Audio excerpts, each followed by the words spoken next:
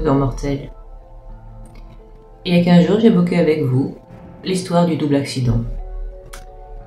Une femme, en ayant un accident de ski, a-t-elle ou n'a-t-elle pas provoqué un second incident impliquant cette fois-ci un homme qui, lui, s'est cassé la jambe? Accident cocasse qu'a subi cette pauvre femme qui est plus est?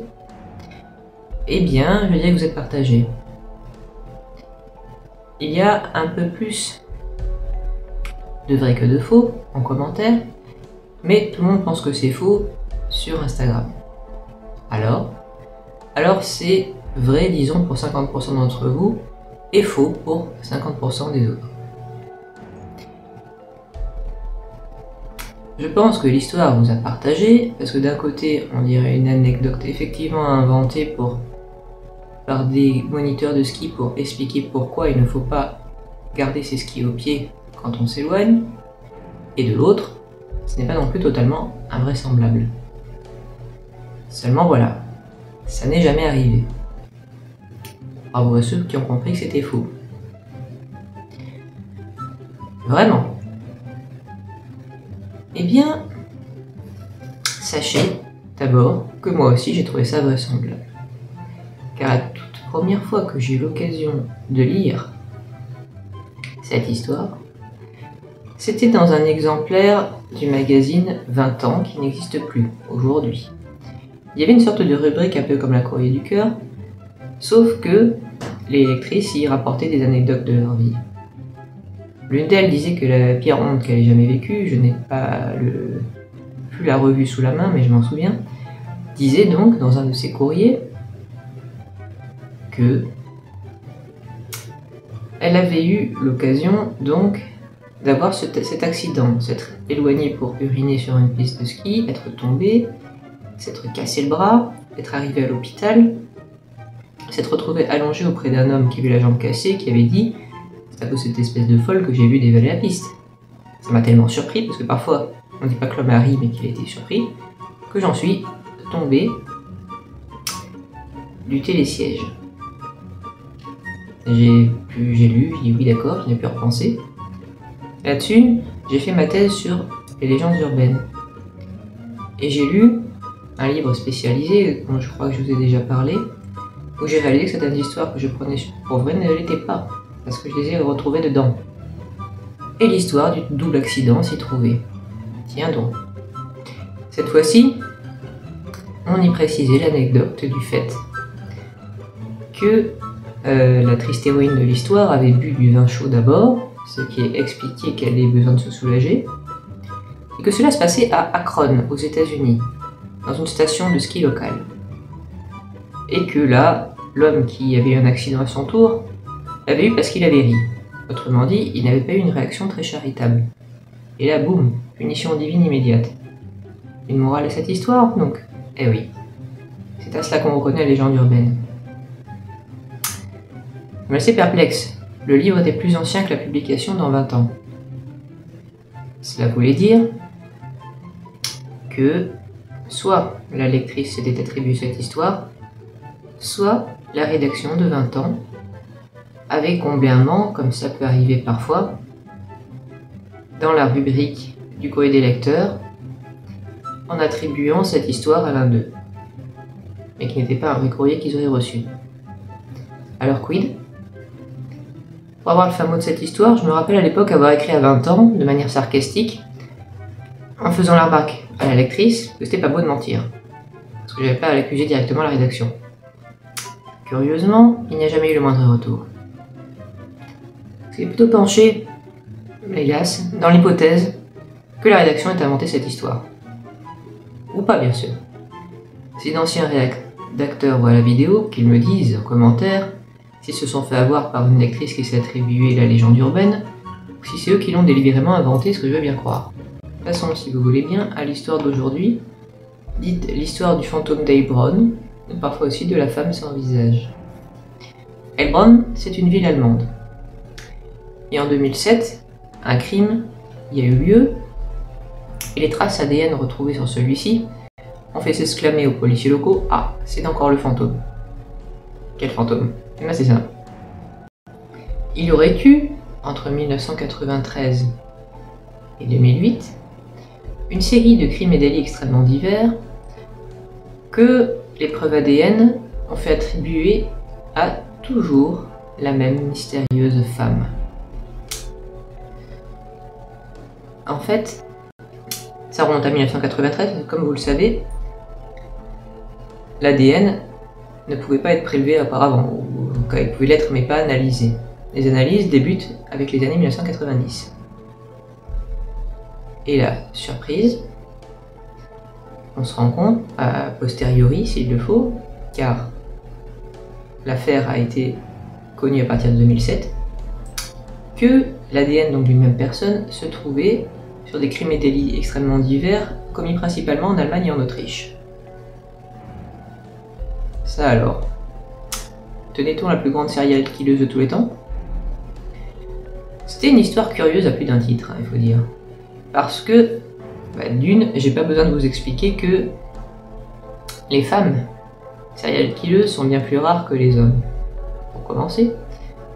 Secondement, parfois on ne retrouvait que l'ADN de cette femme, parfois celui d'un autre homme. Enfin, d'une tierce personne qui était plus souvent un homme. Elle avait donc des complices, c'était curieux. Un jour, l'un de ces hommes sera arrêté. Il confesse le meurtre. Quand on lui dit « Mais qui est donc ta complice ?» Il n'y comprend rien. Il n'a pas de complice, il jure qu'il a agi tout seul. La police dit qu'il ment, mais pourquoi protégerait-il sa complice? Et surtout, pourquoi commet-elle des crimes qui n'ont absolument rien à voir les uns avec les autres?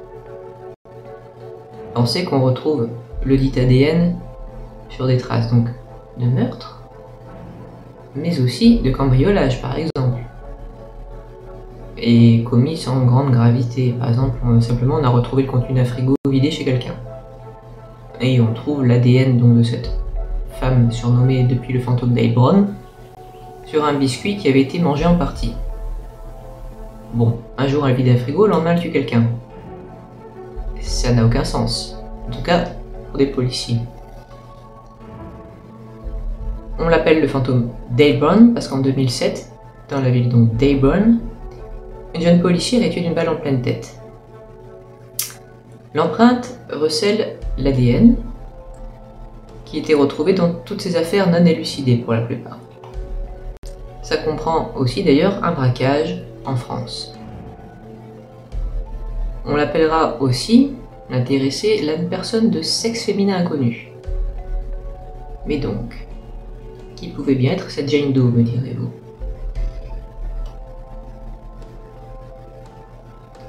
Si je dois vous révéler ces crimes dans le détail, sachez en tout cas qu'elle avait étranglé une femme de 62 ans en 1993, tué un brocanteur en 2001, donc il y avait eu une longue période de pause, on avait cru que la femme était morte ou en prison.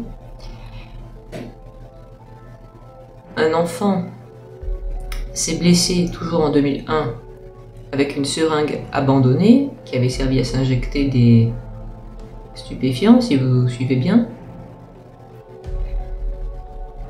Et le sang du toxicomane est celui de la fameuse femme. En 2004, un commerçant ambulant et sa femme sont agressés et dépouillés de leur argent à domicile. Toujours, on retrouve cette trace ADN.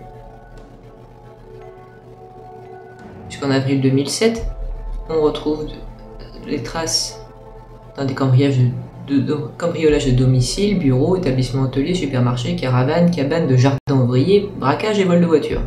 Quand je vous dis que ça n'avait rien à voir. Jusqu'en 25 avril 2007 où, à Heilbronn, une jeune policière est tuée, comme je vous le disais. C'est là que la police commence à se poser des sérieuses questions. Il traque le fantôme, se demandant qui ça peut être. Et, bingo, en 2008, on retrouve dans une rivière le corps de 3 hommes ayant été assassinés. On retrouve l'ADN de la fameuse femme sans visage dans la voiture qui avait transporté les 3 Géorgiens. Avril 2008, son ADN est retrouvé lors d'un lieu d'un cambriolage. En 2008, une sexagénaire est agressée pour se faire voler son portefeuille. 33e trace ADN de la femme sans visage. Le 26 octobre 2008, une infirmière est retrouvée morte dans une grande flaque d'eau de pluie. Trace ADN du fantôme d'Ailborn dans la voiture.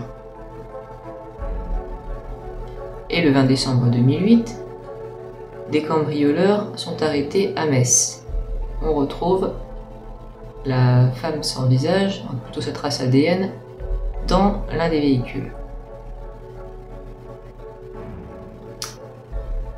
À ce moment-là, janvier 2009, une récompense est promise à tout témoin ou complice qui permettrait l'arrestation du fantôme de Ailborn.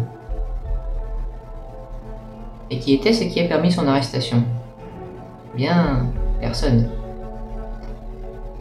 On a commencé à demander, légitimement, que c'était pas peut-être toujours la même personne qui était sur les lieux à chaque fois,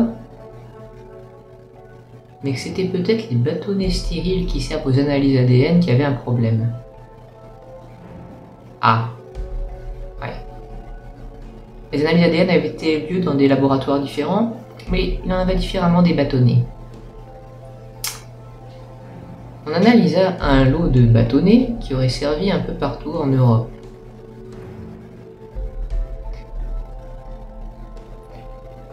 En fait, il y aurait eu une contamination sur le matériel de prélèvement, c'est assez rare. Une ouvrière, car c'était elle, la femme sans visage, avait dû les toucher par inadvertance. Ensuite, l'ADN prélevé sur les scènes de crime était celui de l'employé de l'entreprise, qui était donc retrouvé partout. Ce lot contaminé d'écouvillons, c'est comme ça qu'on les appelle les bâtonnets, aurait été vendu dans tous les pays européens. Par économie, ils auraient utilisé ce lot qui était pourtant périmé dans les années 2000, puisque fabriqué dans les années 1990. L'Institut de médecine légale de Hombourg réalisa alors des tests démontrant que ces bâtonnets, ceux encore non utilisés, portaient encore et toujours la même trace ADN. Mais cette histoire est-elle vraie? Est-ce que, d'après vous, la police européenne aurait pu se faire berner par des écouvillons contaminés et cru qu'ils avaient affaire à la plus insaisissable de toutes les serial killeuses de tous les temps? Vous pouvez me répondre en commentaire, inutile de faire de longs discours, vous pouvez juste écrire vrai ou faux. Vous pouvez également voter sur Instagram. J'espère que cette histoire vous aura intéressé et vous donne rendez-vous la semaine prochaine. Pour me soutenir, voyez le lien en description de Patreon, Tipeee et Ko-fi. N'oubliez pas de vous abonner, mettre un pouce bleu, de commenter et d'aller sur votre livre de la lumière. Au revoir, imprudent mortel.